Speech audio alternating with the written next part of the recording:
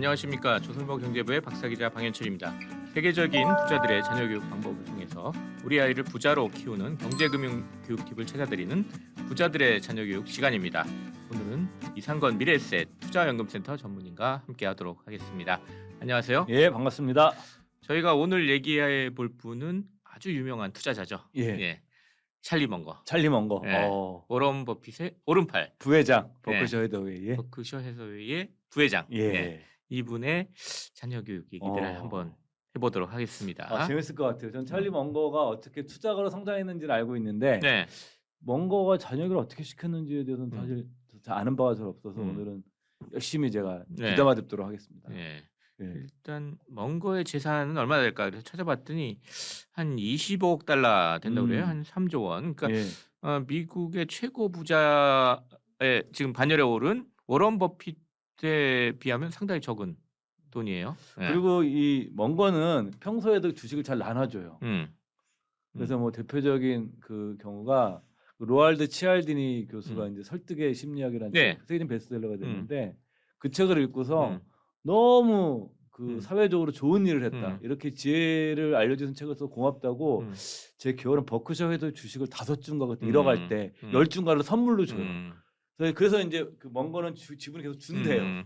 잘 나눠줬어. 사람들한테 막 나눠주는군요. 기부도 막 하고. 기부도 많이 하시고. 먼거 버핏은 다 갖고 있다가 한꺼번에 왕창 이런 기부하죠. 그런 차이가 있다고 합니다. 뭔가 지분이 계속 준다는 조금씩. 그렇군요.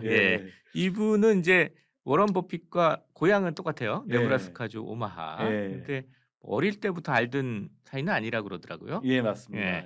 근데 또 에피소드가 먼거 어릴 때 저기 뭐 아르바이트를 이제 하는 식료품점에서 했는데 그 식료품점이 워런 버핏 할아버지가 운영하던 식료품점이다. 뭐 이런 저기 스토리는 있어요. 근데 그렇다고 해서 어렸을 때부터 알던 사이는 아니라고 그러더라고요. 다 커가지고 두 분이 만났다고 그래요. 먼거가 이제 아버지가 돌아가시고 원래 이제 저기 LA에서 변호사 생활을 했죠. 하다가 이제 아버지가 돌아가시고 고향인 오마하에 와가지고 지인의 소개로 이제 다 나이 들어 35살 때 처음 29살에 버핏을 만나게 됐다고 그러죠. 저도 이게 책에서 보면은 버핏 자서전에 나오는 건데 그 버핏이 투자조합을 만들어 가지고 버핏이 막 그때는 유명한 사람이 아니니까 돈을 모으러 다녔어요. 나한테 투자 좀 해라. 그래서 어떤 의사 부부한테 갔더니 그 자리에서 즉석 딱 투자를 해주면서 이렇게 해줬냐 그랬더니 당신하고 비슷한 사람은 내가 한 명 안다고. 그게 이제 찰리 먼거였답니다. 그래서 다음에 그 의사 부부가 두 분을 이제 만나게 해줬는데 그 둘이 만나자마자 눈에 스파크가 투자 얘기 시작해가지고 뭐 시간 가는 줄 모르고 두 분이 얘기했다는 그런 얘기가 있어요. 이게 1959년의 얘기라고 합니다. 59년이구나. 그럼 먼거는 일단 돈은 어떻게 벌었을까 해서 저 찾아봤더니 처음에는 주식 투자가 아니라 이 부동산 개발에 참여해가지고 첫 100만 달러를 벌었다고 해요. 그러니까 변호사 하시면서 돈도 벌어야 되겠다. 그래서 부동산 개발. 그러니까 물론 이제 법률 자문하면서 이제 알게 된 분들하고 이제 부동산 개발을 하셔가지고 첫 100만 달러를 벌었고 그 이후에 이제 버핏을 만나고 그리고 나서 LA 돌아가가지고 이제 버핏 스타일에 좀 투자를 해볼까 이제 하면서 자기 지인들하고 법률 회사 하나 만들고 또 이제 투자회사 하나 만들어가지고 이제 투자를 시작했다는 뭐 그런 얘기더라고요. 그러면서 이제 그 시드머니 이제 100만 달러 가지고 이제 계속 투자를 하기 시작했는데 1962년부터 이제 한 13년 동안 투자회사 운영하면서 연평균 19.8% 수익률, 상당히 높은 수익률이죠. 당시 다우지수가 연평균 5% 올랐다고 하니까 상당히 높은 시장을 10% 이상 초과한 거면 어마어마한 겁니다. 수익률을 올렸고 그 사이에 41살 때 아예 변호사를 그만두고 전문 투자자로 나섭니다. 집안 사람들은 그럼 변호사가 더 벌지 않을까 이렇게 생각할지 모르지만 그럴 줄 알았다 이렇게 생각했다고 그래요. 워낙 또 이 투자에 대한 관심이 많으셨다고 그러고 변호사에서는 돈을 많이 벌지 못한다. 자기는 돈을 더 많이 벌려면 전문 투자자가 돼야 된다. 변호사로 돈도 좀 잘 버는 사람이었는데 이 정도 사이즈 가지고는 안 된다. 더 이상 벌려면 이렇게 생각하셨던 그래서 거죠. 아예 이제 전문 투자자로 나서가지고 결국은 이제 버핏이 운영하는 버크셔 해서웨이에 합류하고 그리고 부회장까지 이제 된 거죠. 그것도 이 버크셔 해서웨이가 지분 80% 가진 웨스코 파이낸셜 이 주주사는 네. 유명해요. 예. 이 주주사는 워렌 버핏이 저희 버크셔에도 주주환을 직접 쓰지만 웨스코 파이낸셜은 멍거가 또 주재하고 뭐 주주총회도 뭐 하고 자기가 주주사안도 써서 한다고 그러더라고요. 예, 예. 예. 이것도 유명한 회사고요. 자, 그래서 이제 그러면 투자 철학은 좀 어떻게 되는지 뭐 이런 걸 좀 알아보고 싶은데 일단 기본적으로 가치 투자겠죠. 그렇죠. 가치 투자죠. 가치 투자라고 하면은 일단 가치 있는 주식을 발굴해서 장기적으로 보유한다. 뭐 이런 말은 되게 쉬워요. 쉬워요. 좋은 주식을 싸게 사서 장기 보유한다. 참 쉬워요, 말은. 주식 발굴하는 게 어려운 거죠, 결국은. 이제 멍거의 그 투자 스토리를 쭉 읽다 보면 초기에 쓰던 전략인데 이거 재밌더라고요. 그러니까 사업을 확장하거나 또 새로운 사업차를 매수할 수 있는 현금을 보유한 회사를 적은 자본으로 인수해서 그 현금 가지고 투자하자. 뭐 이런 스타일의 좀 투자를 표방하시는 것 같아요. 그래서 이게 뭐 대표적인 게 그 펑마트 잘 아시잖아요. 그 블루칩 스탬프인가 뭐 그 회사를 스탬프 이게 뭐냐면 저기 할인권 이렇게 발행하는 회사인데 그 회사를 인수해서 그 회사에 이제 현금이 많이 쌓여 있는데 그 돈 가지고 이제 뭐 시즈 캔디, 뭐 캔디 회사를 인수하기도 하고 뭐 사실은 버핏의 그 M&A 역사에서 굉장히 이정표적인 기업 중에 하나거든요. 시즈 캔디를 인수했던 것 자체는. 그래서 그것도 인수를 했고 이게 나중에 이런 개념이 보험회사 인수를 열심히 했던 게 보험회사가 이제 보험 계약자가 지금 가지만 보험금은 나중에 주니까 이 사이에 현금을 활용할 수 있으니까 그걸 플로트라고 그러는데 이런 식의 현금을 이용해서 투자도 많이 하고 M&A도 막 M&A까지 뭐 M&A도 많이 해서 보험사를 많이 샀으니까 사실 이런 식으로 하는 아이디어를 가져서 어찌 보게 되면 이 사람들은 개별 종목을 사기도 하지만 기업을 통째로 사서 그 기업의 현금을 지렛대로 삼아가지고 내 돈 안 들이고 다른 좋은 기업들을 또 인수하는 사는 이런 식의 전략을 폈습니다. 그래서 저는 가끔 드는 생각이 개인들이 워렌 버핏처럼 투자한다는 건 참 어려운 것 같아요. 저는 사실. 개인이 하기 정말 어렵긴 해요. 하여튼 그래도 투자 철학이 어떤 건지 좀 더 자세히 좀 알아보도록 하겠습니다. 한 4가지 정도로 일단 제가 정리를 해봤는데요. 첫 번째 이제 자신이 이해할 수 있는 비즈니스에 투자하라. 뭐 이렇게 좀 정리를 해봤습니다. 뭐 이건 옛날 피터 린치가 얘기한 것도 뭐 비슷한 얘기인데 가장 대표적인 사례가 이제 1990년대 후반에 닷컴 버블이 있을 때 다들 인터넷 기업들 투자한다고 난리였는데 이 멍거는 투자를 안 한다고 그랬죠. 뭐 버핏도 마찬가지지만 왜냐하면 자기 능력 범위 밖에 있는 것에 대해서는 투자를 하지 않겠다. 그래서 투자를 하지 않습니다. 근데 당시의 월가에서는 뭐 저기 이제 한물 갔다 이 사람들 인터넷 이해 못한다 뭐 이렇게 얘기했지만 그 워렌 버핏 보고 이제 추락한 천사 이런 표현도 했던 시절이니까 결국은 이분들 말이 맞는 게 됐죠. 그 월가도 잘 이해하지 못하는 걸 투자했다가 다 크게 손실을 보는 그런 일이 벌어진 거죠. 그러니까 닷컴 버블이 붕괴되면서. 하지만 이제 멍거는 그렇지만 이 능력 범위, 자기가 이해할 수 있는 범위도 계속 늘려가요. 그러니까 맞습니다. 처음에 뭐 아까 얘기한 무슨 스탬프 회사를 인수했다가 뭐 또 캔디 회사를 인수하고 뭐 이런 식으로 해서 뭐 보험사, 은행, 신문사, 방송국, 뭐 항공사, 투자사 뭐 이런 식으로 계속 자기 이해 범위를 넓혀갑니다. 그래서 자기가 이해할 수 있는 것에 투자하라. 이게 첫 번째 원칙으로 얘기를 할 수 있는 것 같아요. 두 번째는 뭐죠? 두 번째 정리한 거는 지속적으로 경쟁 우위가 있는 비즈니스에 투자하라. 이거 사전에 사실 판단하기 되게 힘들 것 같지만 결국 이분들이 이제 투자한 게 계속 경쟁력이 있는 경쟁력 계속 유지할 수 있는 뭐 코카콜라 같은 게 대표적이잖아요. 그러면서 멍거가 한 얘기가 바보도 경영할 수 있는 비즈니스를 찾는다. 뭐 얘기했어요. 그러니까 바보도 경영할 수 있다면 훌륭한 경영진이 오면 얼마나 더 잘 경영할 수 있겠냐. 뭐 이런 얘기입니다. 또 세 번째 투자 원칙은 경영진이 성실하고 능력이 있어야 된다. 이 얘기를 했어요. 그러니까 시즈 캔디도 그 경영진을 믿고 투자를 한 거거든요. 오래 하셨죠, 계속.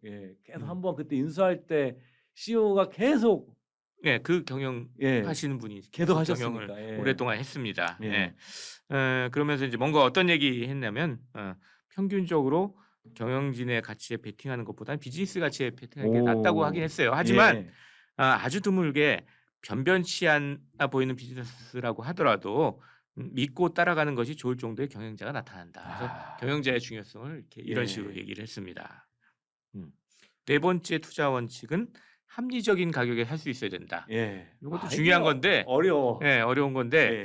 그러니까 무조건 가치 투자 그러면 쌀 때 사야 된다. 예. 이렇게 생각하기 쉬워요. 예. 근데 이분은 합리적인 가격에 그렇죠. 사면 된다. 좋은 회사는 적정 가격에 사면 된다. 네. 너무 싸게 살려면 못 산다는 네. 얘기를 하죠, 이 사람은. 예. 예.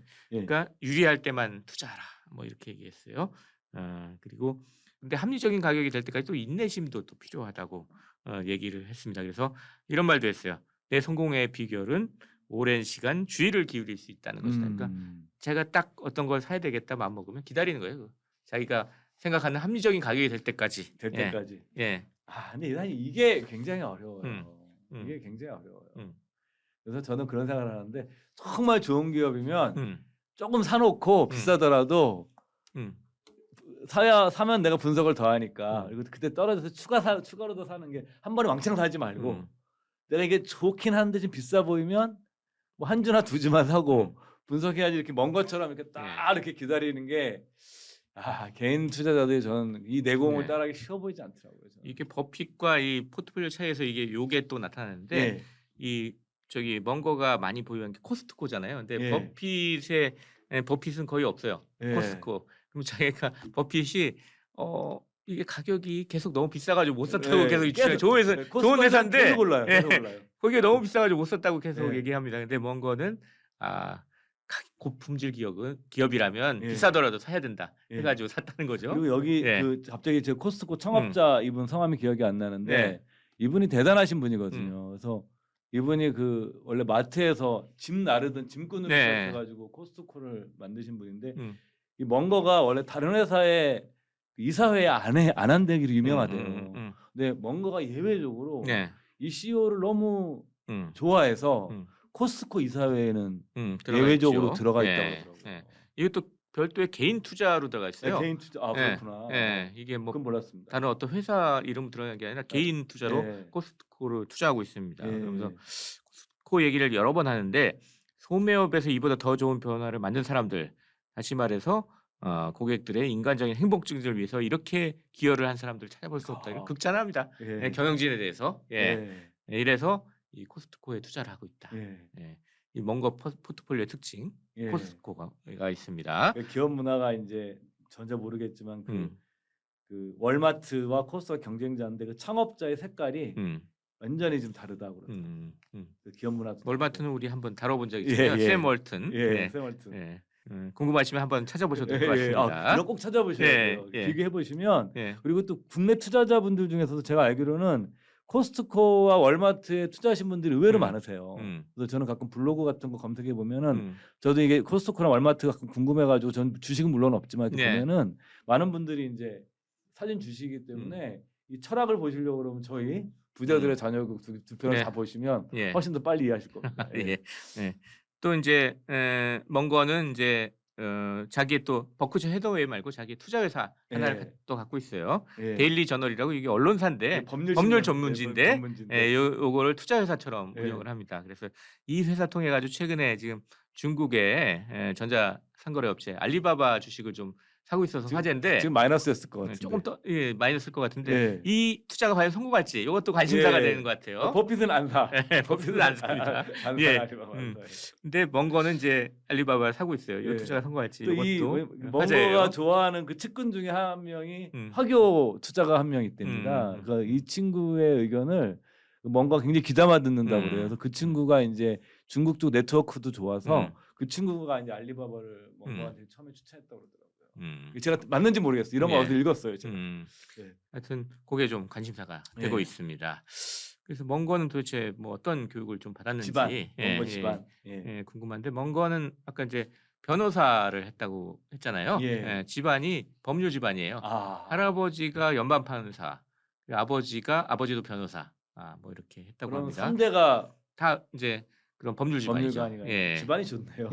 우리 식으로 표현하면. 먼 거의 딸 이제 몰리는 이제 한번 자기 집안 분위기를 얘기한 적이 있는데 그 먼 거의 할아버지가 판사잖아요.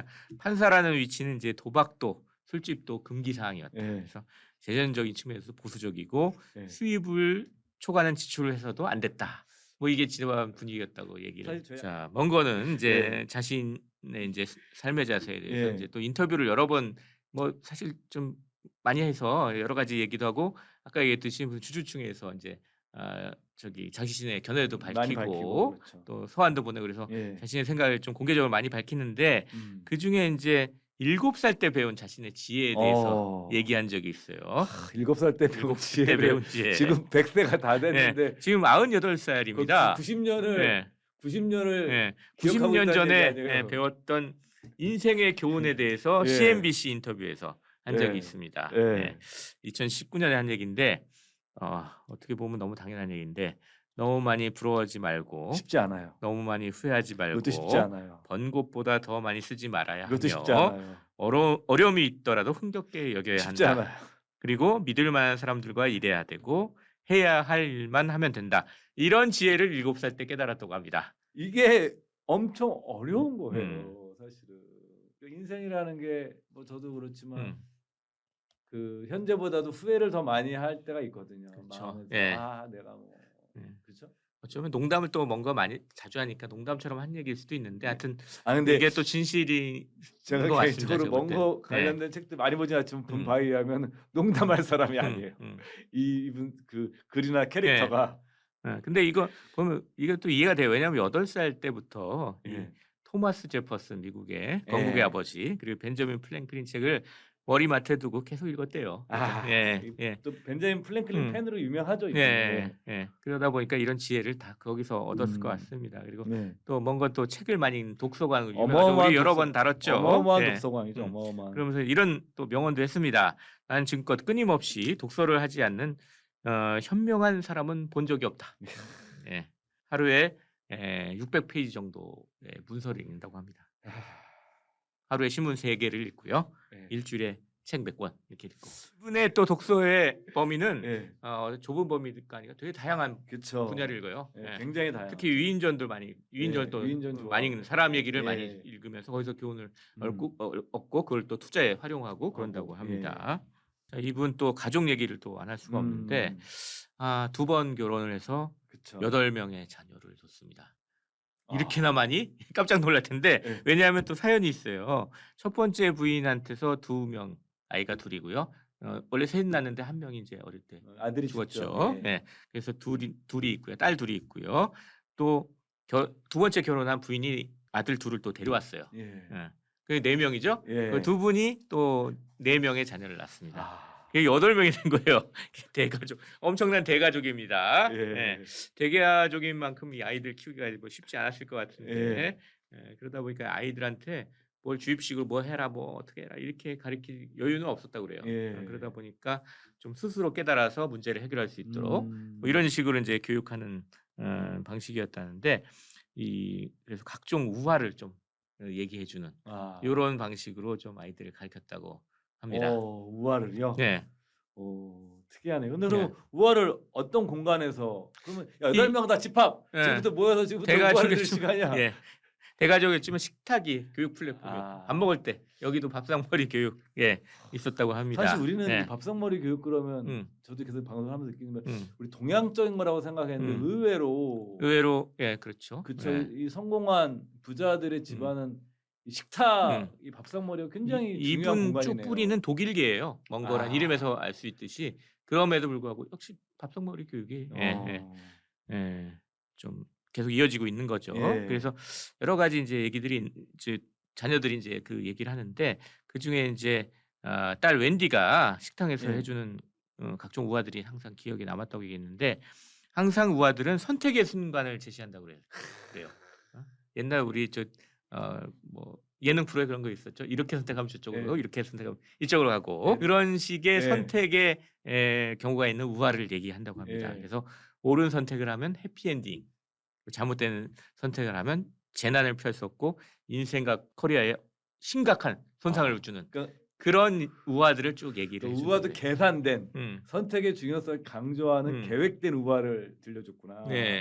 그래가지고 선택을 할 수 있는 그런 교육을 하는 거죠. 이런 식으로 그래서 이 아이들이 이제 자녀들이 기억하는 하나의 우화를 이제 소개한 적이 있는데, 오, 재밌을 것 같아요. 이 어떤 한 회사에서 금융 담당자 얘기를 또 우화라고 했지만 이게 잘 지어낸 현실에 거. 있는 현실의 얘기는 약간 얘기 같은 거예요. 각색해서. 예.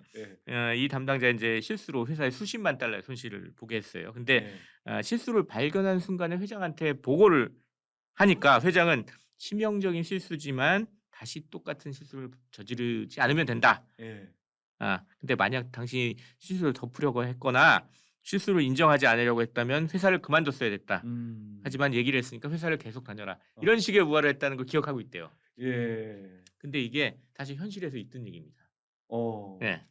이게 버핏이 버크셔 해더웨이를 통해 가지고 투자했다. 아까 저 지난 시간에 얘기했던 게 있어요. 살로몬 브라더스에 투자를 했었어요. 근데 살로몬 브라더스가 일선 직원이 불법으로 국채를 거래하다가 금융당국에 적발된 일이 있습니다. 엄청난 사건이잖아요. 이거 하면 보통 미국에서 이런 일이 벌어지면은 회사 문을 닫아야 됩니다. 그렇죠.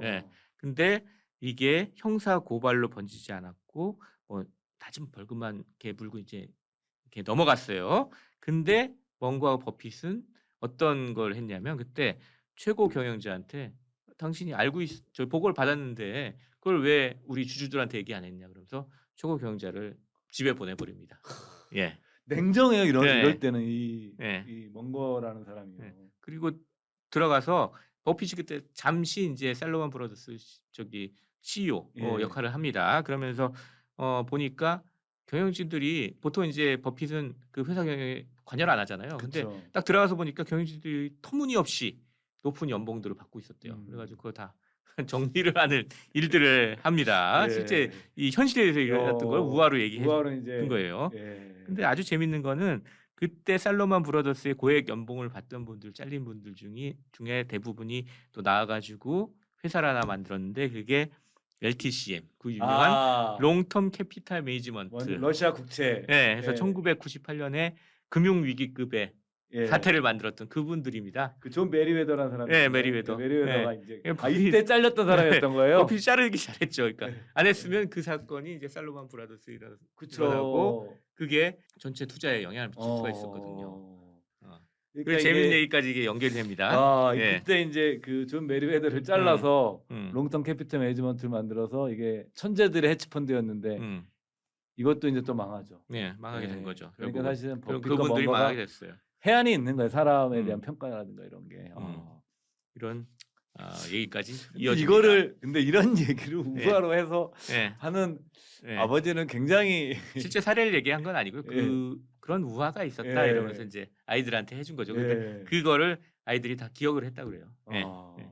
굉장히 강렬할 것 같아. 이런 식으로 얘기를 해주면 아버지가. 그죠? 우리 아버지가 또 이 투자에 굉장히 대단한 전문가 자식들이 아는데 이걸 아버지가 저렇게 딱 얘기를 해주면 자식들의 입장에서는 야 저거는 한번 잘 생각해봐 이렇게 받아들일 수 있을 것 같아요. 자 이렇게 해서 지금까지 이제 멍거 얘기를 쭉 해봤는데 일단 기억 남는 건 결국 멍거가 식탁에서 자녀들에게 우화를 들려주면서 각색한 우화가 뜻대로 등장했다는 거. 했던 훈련인데 거의 핵심은 선택하는 훈련을 해줬다는 거예요. 이렇게 좋은 선택을 했을 때 이렇게 되고 나쁜 선택했을 때 이렇게 되고 이런 걸 보여줬다는 겁니다. 그래서 경제 교육에 있어서 가장 중요한 건 스스로 선택해야 된다는 거 그리고 스스로 선택한 것에 책임을 져야 한다는 거 이거를 멍거가 이제 자녀들한테 가르쳐줬다. 이걸 저는 오늘의 교훈으로 좀 이거 들으면서 좀 있잖아요. 좀 저도 이야기를 해가지고 우리 아들한테 써먹어야 되겠다. 선택 상황을 좀 많이 만들게 해서 좀 선택을 어떻게 하는 것이 좋은지를 얘기하는 걸 저도 좀 고민을 좀 해봐야 되겠어요. 오늘 이거 저한테 굉장히 크게 다가왔습니다. 자 오늘은 워런 버핏의 오른팔 찰리 멍거의 삶과 자녀 교육법에 대해서 알아봤습니다. 지금까지 미래에셋 투자연금센터 이상건 전무님 그리고 저는 조선일보 경제부의 박사이자 방현철이었습니다. 다음 시간에 더 재미있고 흥미로운 부자들의 자녀 교육 얘기를 갖고 여러분들을 찾아뵙도록 하겠습니다. 감사합니다. 감사합니다.